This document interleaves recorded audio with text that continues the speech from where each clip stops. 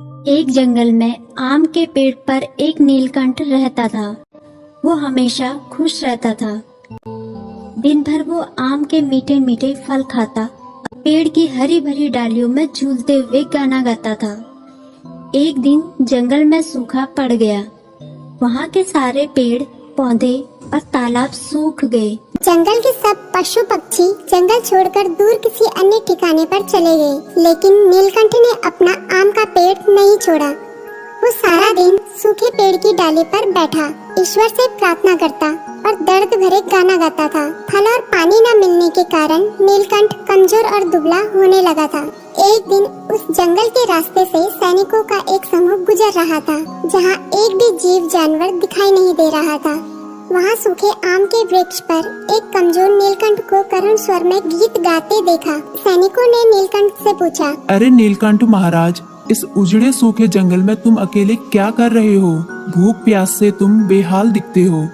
तुम्हारे सारे साथी पशु पक्षी अपना घर छोड़कर दूसरी जगह चले गए हैं। तुम भी चले जाओ, दूर किसी और पेड़ में अपनी जान बचाओ। सेनापति की बातें सुनकर नीलकंठ ने विनम्र और उदार स्वर में जवाब दिया, नहीं सेनापति जी, मैं ऐसा नहीं कर सकता। मैंने इस पेड़ पर बने कटोर में जन्म लिया है।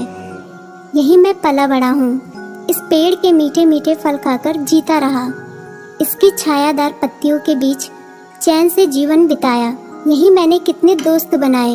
इस पेड़ ने मुझे कितनी बार दुश्मनों से बचाया। इसके साथ मैंने जीवन के कितने सुख भरे दिन बिताए। आज जब इस वृक्ष का बुरा वक्त आया है तो मैं इसे कैसे त्याग दूं? जिसके साथ सुख भरे दिन बिताए उसके साथ अब दुख के दिन भी बांटूंगा। नीलकंठ की बातें सुनकर सेनापति बहुत प्रसन्न हुए। वे अपने सैनिकों के साथ उसी वक्त उस देश के राजा के पास गए और उन्हें उनके राज्य में सूखते जंगल का समाचार भी दिया और जंगल को बचाने की भी गुहार लगाई। सारी बातें सुनकर राजा ने तुरंत एक विशाल नहर खुदवाकर जंगल तक पानी पहुंचाने की व्यवस्था की। फिर देखते ही देखते जंगल के सारे पेड़ पौधे के साथ का वो पेड़ भी हरा भरा हो गया और उसमें खूब मीठे फल लगने लगे। जंगल के सारे पशु पक्षी वापस अपने घर लौट आए और नीलकंठ को धन्यवाद दिया।